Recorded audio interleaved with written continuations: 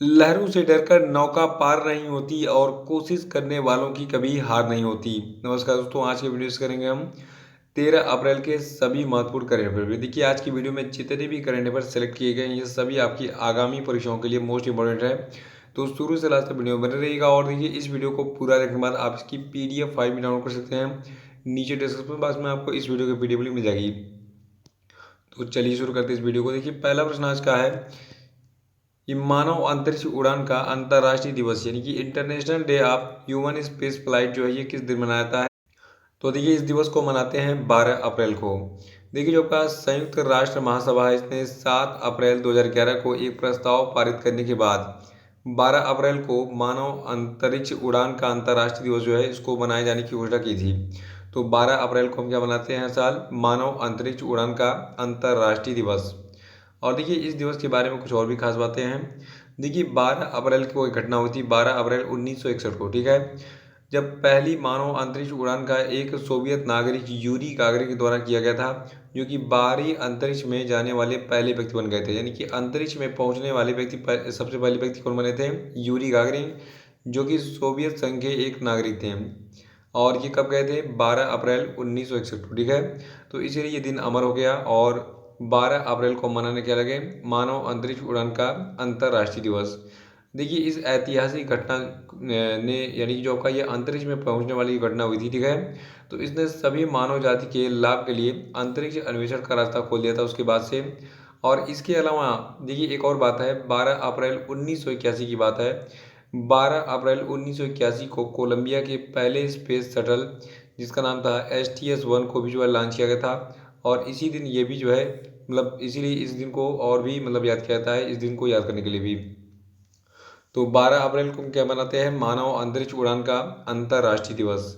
और दूसरा प्रश्न, ये हाल ही में केंद्र सरकार ने कोरोना के उपचार में इस्तेमाल होने वाली किस दवा के निर्यात पर रोक लगा दी है। तो देखिए, ये दवा आपकी है रेमडेसिविर। याद रखिएगा, केंद्र सरकार ने कोरोना के उपचार में इस्तेमाल होने वाली जो दवा है रेमडेसिविर, इसके निर्यात पर रोक लगा दी है। क्योंकि देखिए, भारत में कोरोना बहुत तेज़ी से बढ़ रहा है, तो पहले हम खुद इस्तेमाल कर लें इसको और फिर बाद में दुनिया को बेचेंगे। तो केंद्र सरकार ने 11 अप्रैल 2021 को भारत में कोविड-19 स्थिति में सुधार होने तक रेमडेसिविर इंजेक्शन और इसके एक्टिव फार्मास्यूटिकल इंग्रेडिएंट्स को निर्यात पर जो है प्रतिबंध इसलिए लगा दिया। देखिए, केंद्र सरकार ने कहा कि आने वाले दिनों में जो आपका रेमडेसिविर है इसकी मांग में और वृद्धि होने की संभावना है। और सरकार ने घरेलू निर्माताओं से इसके उत्पादन को बढ़ावा देने के लिए जो है संपर्क भी किया है। और तीसरा प्रश्न है कि राष्ट्रीय सुरक्षित मातृत्व दिवस जो है ये कब मनाया जाता है। तो देखिए, राष्ट्रीय सुरक्षित मातृत्व दिवस यानी कि नेशनल सेफ मदरहुड डे मनाया जाता है आपका 11 अप्रैल को। देखिए, जो आपका राष्ट्रीय सुरक्षित मातृत्व दिवस है ये वाइट रिबन अलायंस इंडिया के द्वारा शुरू किया गया एक पहल है, जिसे गर्भवती महिलाओं के स्वास्थ्य की उचित देखभाल और प्रसव संबंधी जागरूकता फैलाने के उद्देश्य से हर साल मनाया जाता है। और ये दिन जो है राष्ट्रपिता मोहनदास करमचंद गांधी की जो पत्नी थी कस्तूरबा गांधी, इनकी जयंती को भी जो है चिन्हित करता है। कौन? 11 अप्रैल। तो 11 अप्रैल को दो खास चीज़ें हो गई, ठीक है, कस्तूरबा गांधी की जयंती और जो का राष्ट्रीय सुरक्षित मातृत्व दिवस है ये मनाया जाता है 11 अप्रैल को। चौथा प्रश्न है कि पंजाब सरकार ने कोरोना टीकाकरण अभियान के लिए किस अभिनेता को ब्रांड एम्बेसडर बनाया है। तो देखिए, पंजाब की सरकार ने कोरोना टीकाकरण अभियान के लिए सोनू सूद को अपना ब्रांड एम्बेसडर बनाया है। देखिए, पंजाब की जो सरकार है इसने कोरोना टीकाकरण अभियान के लिए सोनू सूद को इसलिए बनाया है ब्रांड एम्बेसडर, क्योंकि इन्होंने पिछले साल कोरोना वायरस संक्रमण को फैलने से रोकने के लिए लगाए गए लॉकडाउन के दौरान जो प्रवासी थे उनको उनके गृह राज्यों में पहुंचाने में मदद की थी। तो देखिए, ये राज्य आपका छत्तीसगढ़ है और छत्तीसगढ़ की जो सरकार है इसकी ओर से जारी विज्ञप्ति के अनुसार जो आपकी दुधी चंद है इनको खेल में उनके योगदान के लिए इस अवार्ड के लिए चुना गया है। देखिए, बहुत सारे लोग पूछ रहे हैं कि सर जो मार्च महीने का PDF है ये कब मिलेगा। तो इस बार थोड़ा सा मैं आपसे क्षमा चाहूँगा, थोड़ा सा लेट हो रहा है। 15 अप्रैल के बाद से जो है मैं इसको अपलोड कर दूंगा। 15 अप्रैल यानी कि 16 तारीख को आपको मिल जाएगा PDF मार्च वाला, ठीक है। और छठा प्रश्न की निम्न में से किस भारतीय अभिनेता को पर्यावरण संरक्षण के लिए गोल्डन ग्लोब ऑनर्स फाउंडेशन से सम्मानित करने की घोषणा की गई है। तो देखिए, ये भारतीय अभिनेता आपके हैं अक्षय कुमार, ठीक है। अक्षय कुमार को पर्यावरण संरक्षण के लिए गोल्डन ग्लोब ऑनर्स फाउंडेशन से सम्मानित किया जाएगा। देखिए पिछले काफ़ी समय से दुनिया भर के सेलिब्रिटीज़ पर्यावरण संरक्षण के क्षेत्र में काम कर रहे हैं और इन सेलिब्रिटीज़ में कुछ बॉलीवुड के सितारे भी शामिल हैं और लोगों के बीच पर्यावरण संरक्षण के लिए जागरूकता फैला रहे हैं। ठीक है, इन सितारों में यानी कि फिल्म स्टारों में शामिल हैं दिया मिर्जा, अजय देवगन, अमिताभ बच्चन और अभिषेक बच्चन। ठीक है, और अब इस लिस्ट में अक्षय कुमार का नाम भी जुड़ गया है। तो याद रखिएगा, भारतीय अभिनेता अक्षय कुमार जो हैं इनको पर्यावरण संरक्षण के लिए गोल्डन ग्लोब ऑनर्स फाउंडेशन से सम्मानित करने की घोषणा की गई है। सातवां प्रश्न है कि आईपीएल में मुंबई इंडियंस और चेन्नई सुपर किंग्स के बाद कौन सी टीम 100वीं जीत दर्ज करने वाली तीसरी टीम बन गई है? तो देखिए ये टीम आपकी है कोलकाता नाइट राइडर्स की। याद रखिएगा, आईपीएल में मुंबई इंडियंस एवं चेन्नई सुपर किंग्स के बाद जो आपकी कोलकाता नाइट राइडर्स है ये तीसरी ऐसी टीम बन गई है जिसने 100 बार जीत दर्ज की है। ठीक है, और ये जीत जो है किसके खिलाफ दर्ज की है? देखिए आईपीएल 2021 के तीसरे मैच में कोलकाता नाइट राइडर्स जो है इसने सनराइजर्स हैदराबाद को 10 रनों से मात देकर जो है ये जीत दर्ज की थी अपनी 100वीं वाली। और जो आपका केकेआर यानी कि कोलकाता नाइट राइडर्स है, देखिए आईपीएल में 100 मैच जीतने वाली ये तीसरी टीम बनी है। इससे पहले मुंबई इंडियंस और चेन्नई सुपर किंग्स जो है इस लीग में 100 से ज़्यादा मैच जीत चुके हैं।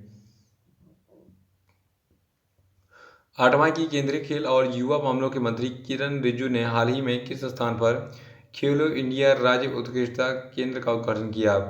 तो देखिए ये प्लेस आपका है श्रीनगर। और जो आपका जम्मू और कश्मीर है। ठीक है, जम्मू कश्मीर के 2 खेलो इंडिया राज्य उत्कृष्टता केंद्र में से एक है। और देखिए आप बता दूं, जो जम्मू कश्मीर दूसरा जो आपका राज्य उत्कृष्टता केंद्र खेल के लिए, तो इसमें जो है तलवारबाजी के लिए मौलाना आज़ाद स्टेडियम है दूसरा वाला।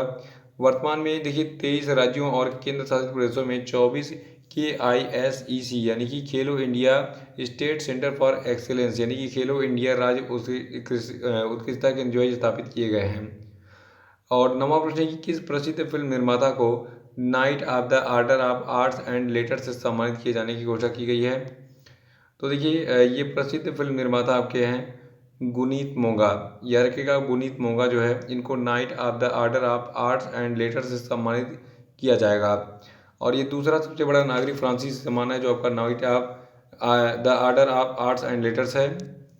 और देखिए आपको बता दूँ, इससे पहले Meryl Streep, Leonardo DiCaprio, Bruce Willis जैसे बड़े जो हॉलीवुड नाम हैं, इनको जो आपका ये फ्रांस का night of the order of arts and letters सम्मान ये दिया जा चुका है। आपको बता दूं, जो आपकी भारत की गुनीत मोंगा है, ठीक है, यहाँ पे इनकी फोटो अभी आपको दिख रही है।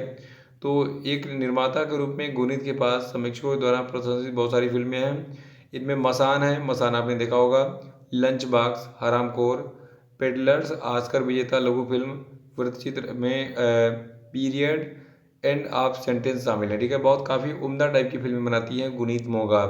तो इनको फ्रांस के सबसे बड़े दूसरे सबसे बड़े नागरिक सम्मान night of the order of arts and letters से सम्मानित किया गया हाल ही में। ठीक है, और 10वां की संघाई रैंकिंग कंसल्टेंसी द्वारा जारी की गई वैश्विक विश्वविद्यालयों की अकादमिक रैंकिंग 2020 में किसे भारत में सर्वश्रेष्ठ उच्च शिक्षा संस्थानों में पहला स्थान हासिल किया है? तो देखिए जो आपका Indian institute of science Bengaluru है, ठीक है, इसको पहला रैंक मिला है वैश्विक विश्वविद्यालयों की अकादमी रैंकिंग 2020 में भारत में सर्वश्रेष्ठ उच्च शिक्षण संस्थानों में। ठीक है, देखिए वर्तमान में दुनिया का जो सबसे कहा जाए सर्वश्रेष्ठ शिक्षण संस्थान है, तो इस रैंकिंग में हार्वर्ड विश्वविद्यालय पहले स्थान पर है, दूसरे स्थान पर स्टैनफोर्ड विश्वविद्यालय है और तीसरे स्थान पर कैम्ब्रिज विश्वविद्यालय है।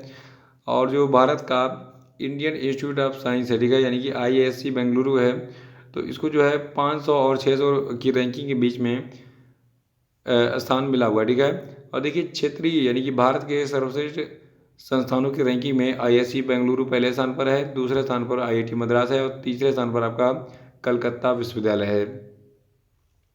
आज का आखिरी प्रश्न है कि निम्नलिखित में से कौन सा राज्य छात्रों के लिए मासिक माइक्रो छात्रवृत्ति कार्यक्रम शुरू करने वाला पहला राज्य बन गया है?